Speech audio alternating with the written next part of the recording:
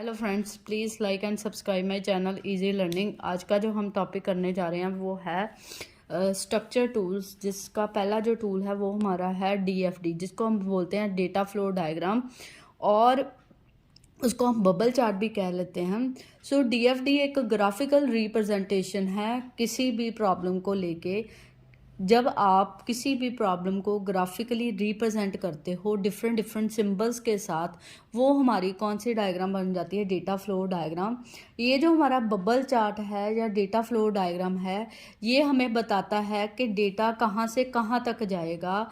सो इसलिए हम इसको क्या कहते हैं? Data flow diagram. So DFD हमें क्या बताती है, क्या हमारी ग्राफिकली हमें रिप्रेजेंट करती है, हमारी प्रॉब्लम में क्या क्या रिक्वायरमेंट्स है और मेजर चेंजेस कहाँ पे आ रही हैं, कहाँ पे डेटा इनपुट से आउटपुट में कन्वर्ट हो रहा है। इसको कहते हैं ट्रांसफॉर्मेशन। उसके लिए हम क्या यूज़ करते हैं? DFD, data flow diagrams. So DFD क्या है? अगर कोई भी मेजर प्रॉब्लम है, उसको छोटे छोटे पार्ट्स में, सब पार्ट्स में डिवाइड करके उनको हम ग्राफिकली रिप्रेजेंट करते हैं। जब इनको ग्राफिकली रिप्रेजेंट करते हैं तो हम डिफरेंट डिफरेंट सिंबल यूज़ करते हैं। हर एक सिंबल का कुछ ना कुछ मतलब होता है। सो इसी तरह अगर हमें डीएफडी डायग्राम बनानी है, उसका किसी भी प्रॉब्लम का ग्राफिक चार्ट बनाना है, तो हमें सिंबल्स पता होना चाहिए कौन कौन से सिंबल हम यूज़ कर सकते हैं अपने डीएफडी में। सो यहाँ पे हमने 4 सिंबल लिए हैं। सबसे पहला क्या आ जाता है? Square box. अगर हमारे प्रॉब्लम में कोई इनपुट बॉक्स है या आउटपुट बॉक्स है, कोई सोर्स है या डेस्टिनेशन है, सो उसके लिए हम क्या सिंबल यूज़ करेंगे? Square box. सर्कल, अगर एक जगह से दूसरी जगह पे डेटा जा रहा है, सो उसके लिए हम कौन सा सिंबल यूज करेंगे? सर्कल। सो ये हमें क्या बताता है? Incoming outgoing data flow. ये सारी चीजें आपको ग्राफ से, इसकी एग्जांपल से क्लियर हो जाएंगी।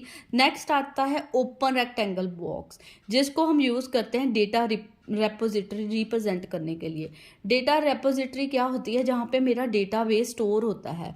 डेटाबेस क्या होता है? जहाँ पे मेरा डेटा की कलेक्शन होती है, जिसमें मेरे डिफरेंट डिफरेंट जो टेबल्स हैं वो स्टोर होते हैं। पूरी प्रॉब्लम की इंफॉर्मेशन स्टोर होती है। उसको रिप्रेजेंट करने के लिए हम ओपन रेक्टेंगल बॉक्स यूज करते हैं। नेक्स्ट है हमारे पास एरोस, जो हमें डेटा फ्लो रिप्रेजेंट करते हैं। एक बॉक्स से डेटा कहाँ पे जाएगा, उसके लिए हम डायरेक्टेड क्या यूज कर सकते हैं? ये डेटा फ्लो सिंबल यूज कर सकते हैं। इससे पता लगता है कि डेटा जो है हमारा किस में है? मोशन में है। सो इस तरह से हम ये 4 सिंबल यूज करके डीएफडी अपना क्या कर सकते हैं? प्रिपेयर कर सकते हैं। डीएफडी को मैंने एक एग्जांपल की हेल्प से समझाने की कोशिश की है। सबसे पहले मेरा जो कस्टमर है, मेरा कस्टमर जो है वो बुक्स खरीदने आया है।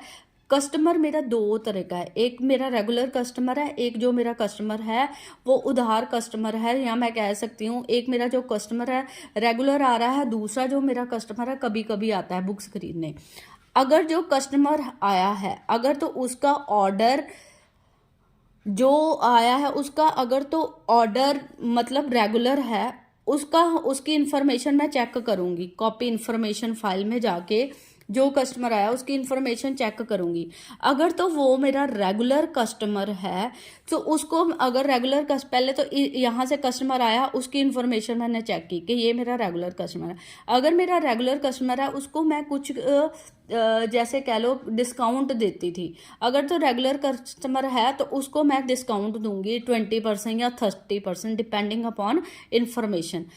तो अगर तो वो रेगुलर है, अगर उसको डिस्काउंट मिलता है, उसका ऑर्डर प्रोसेस हो जाएगा और उसका इनवॉइस मिल जाएगा, उसको हम सारा उसका माल दे देंगे।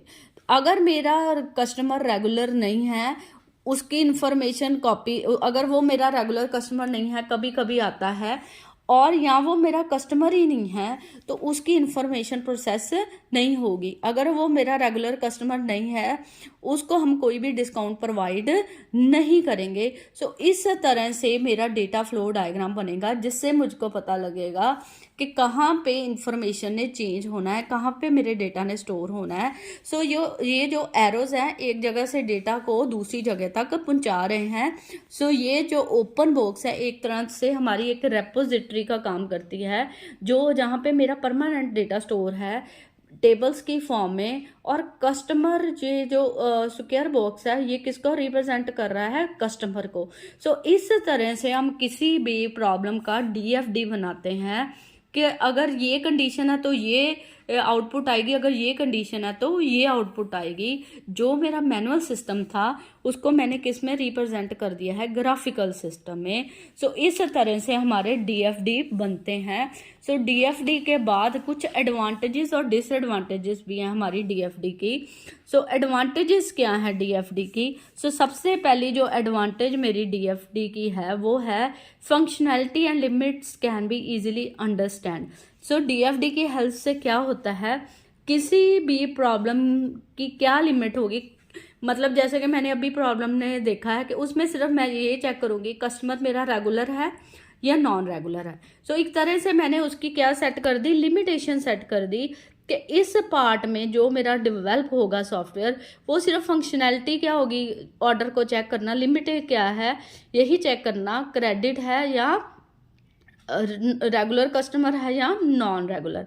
सो किसी भी प्रॉब्लम की मैं उसकी वर्किंग और उसकी लिमिटेशन क्या काम करेगा, कितना काम करेगा, वो डिफाइन कर सकती हूँ अपनी डीएफडी में। सो ग्राफिकल रिप्रेजेंटेशन होने की वजह से इसको क्या है, इजीली अंडरस्टैंड किया जा सकता है। हर एक चीज़ को मैं जो मेरे मैनुअल स्टेप्स थे उसको कंप्यूटराइज्ड ग्राफिकल फॉर्म में भी हम क्या कर सकते हैं, रिप्रेजेंट कर सकते हैं। अगर मेरी कोई प्रॉब्लम कॉम्प्लेक्स है उसको स्मॉल स्मॉल पार्ट्स में डिवाइड करके उनके हम क्या तैयार कर सकते हैं, डीएफडीज। इसके अलावा डीएफडी हमें क्या शो कर रहा है, लॉजिक ऑफ द प्रॉब्लम, किसी भी प्रॉब्लम को कैसे काम करना है, कैसे उसका सोल्यूशन होगा, उसका लॉजिक भी हम डीएफडी से क्या कर सकते हैं, रिप्रेजेंट कर सकते हैं।